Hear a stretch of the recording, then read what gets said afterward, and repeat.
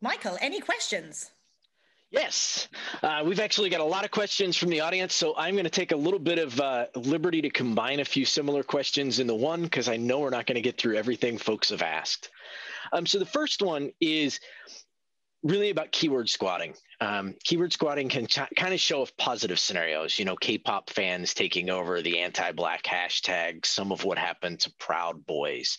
What are your thoughts on ways that we can use that same technique? And, in particular, like phone bankers during campaigns, can we have volunteers who actively come out and try to create these?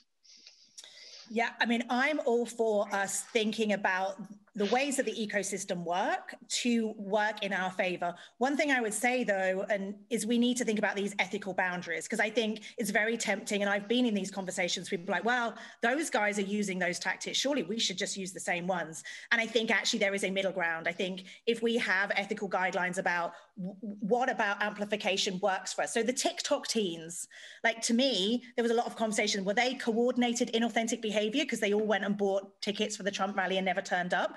Like, I don't think we should be against the tactics that have worked in movements for a long, long time. But I do worry that it's very easy, I think, sometimes to cross into, well, means justify the ends. And I think we just need to be a little bit careful there. But we need to be much more innovative. And I do, to your point, or the questioner, the public is nowhere to be seen in these conversations. Like, how do we create, other than the amazing Wikipedia, where are our information volunteers that we can tap? There's a very large numbers of people who say, how can I help? And we haven't really given them a way to help. And I think there are innovative ways we need to be thinking through that.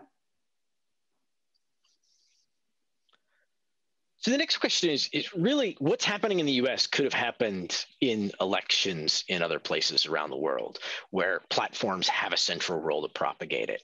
And why is it that you think the platforms haven't developed regulations to counter misinformation as a global policy? And, what are we doing really to regulate big tech? Yeah, I mean, and everybody in the audience knows this because this is the thing that we care about, but the definitions piece is really, really hard. A lot of this kind of content, I mean, even that scenario I just gave, like, if we have examples of this, how much of that do we actually want to take down? How much of it do we want to potentially label and other things? So I think the challenge here is most of this is legal speech. Most of these platforms are in the US, which, if you're in the US, there's a great piece actually in the New York Times today about freedom of speech and actually how the First Amendment needs to be reconsidered for this moment. I mean, I'm European, as you can all tell. I'm a little bit more in favor of regulation, but what I want before regulation is an understanding of how much of this content is out there and what impact it's having.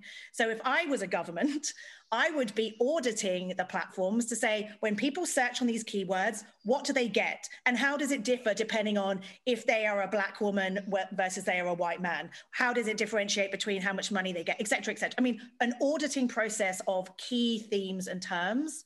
And I know there's this we need more data from the platforms. There's also a consent question here. There's a ton of people on Facebook who don't want a bunch of researchers going through their stuff either.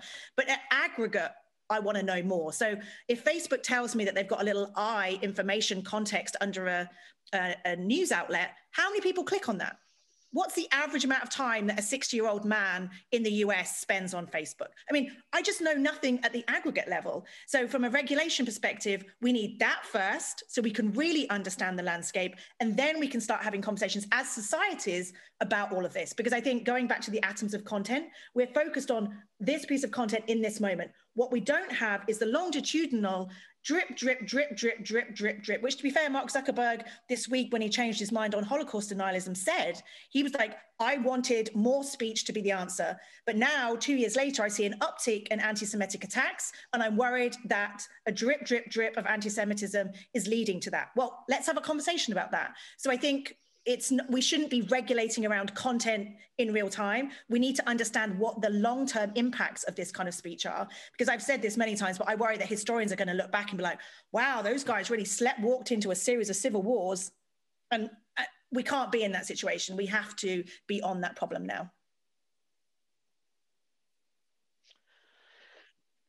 What's really the bigger threat to the US 2020 presidential election? Is it domestic trolls and bots or foreign trolls and bots? And kind of related to that, of what does it mean when Cornell publishes a piece that the biggest source of misinformation on Twitter is that the president, and that's barely discussed?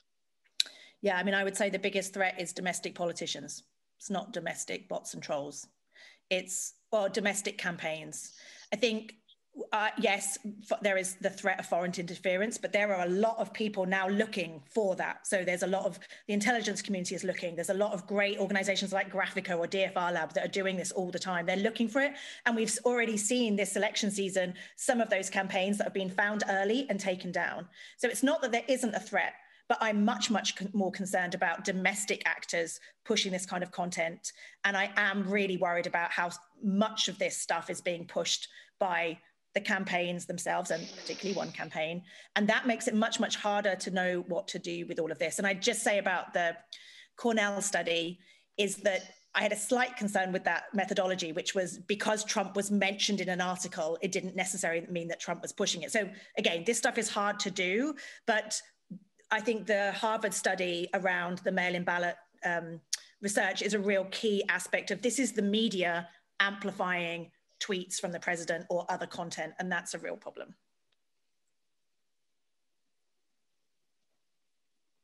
Okay. I want to quote Hugo Williams, the intro to his question, and that is, "Holy hell, that was a terrifying but oddly inspiring talk."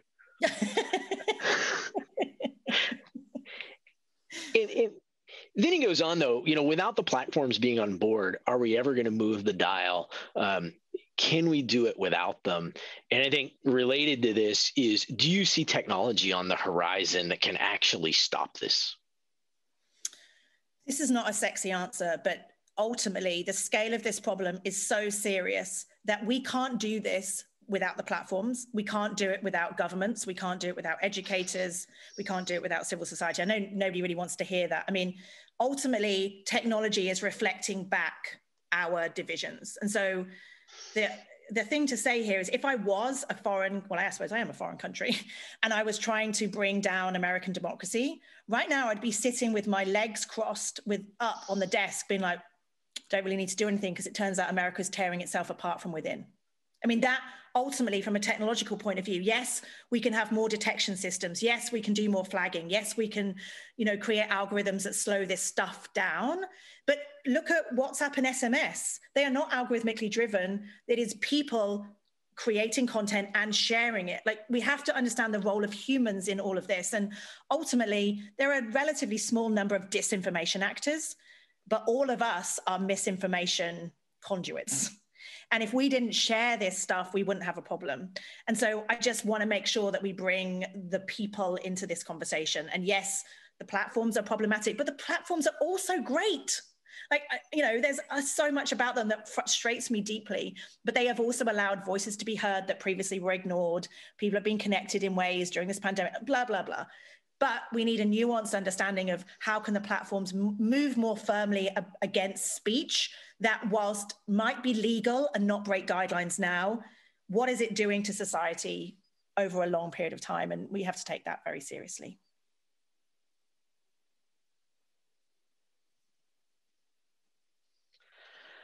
How can we combat these, the retweets of the stuff like, is this a good idea? Training. I mean, yeah, it's hard. There's a lot of journalists trying to do their best. And this is the paradigm of journalism is more sunlight is a disinfectant. Like, journalists have been taught that from J school, which is the more you shine a light on something, the more you're holding power to account. Nobody has really wrapped their head around, well, what if that's become weaponized and we are being used because that's the paradigm through which we work? And so there is this understanding that by reporting on it, we are helping people understand. But in an environment where often people are scrolling quickly, they don't click on the text, they're just looking at the headlines. We kind of need everybody to go back to a new form of school to say, this is how you write a tweet that doesn't cause more harm. Like, we need new skills. And to be honest, I mean, journalists are increasingly reflecting on this. There is a lot more training happening, but this is moving so quickly and it's been hard. I mean, I've said this earlier, I never thought we'd be where we are right now. And we've trained, a lot of journalists over that. I haven't seen the recent numbers, but it still feels like the tiny, tiny tip of the iceberg. And that's how do we reach everybody and make them realize how serious this is? So platforms are pushed on user privacy and at the same time kind of slapped for not sharing more data with researchers and academics on misinfo. How can this be navigated? The thing is, there are other industries that get audited. There are other industries that have to have third parties looking into what's happening.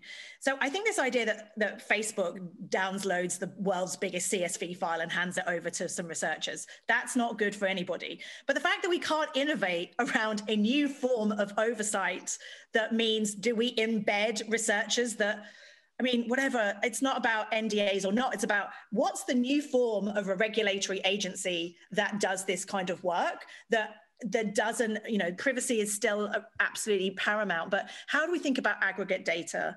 There's so much that we don't know at the aggregate level. And I think we got too much into, we need those individual data files. And that quite understandably, the platforms went no, but we've allowed them to say no. And we're like, oh, but people have heard me say this too. How do we bring the public into this? How can people donate their data to science? How, we did a study, Alexios and I, when we were working at TED, where we went out to 12 countries and asked people to do a screenshot of what they found when they searched for vaccines on Facebook, Instagram, YouTube, and Google, and asked them to send back their screenshots. And we had over 4,000, I think. And what it meant was that people were reflecting on what they were seeing in their feeds, how it was different to their partners. But all of a sudden we had this incredible rich data. And I was like, if it means that we have to get people to send screenshots, I don't care, but we've got to find a more innovative way of getting the public to be part of this conversation, not just extracting their data, but working with them to say, what are you seeing? What does that mean? Is this the kind of content that you want to see?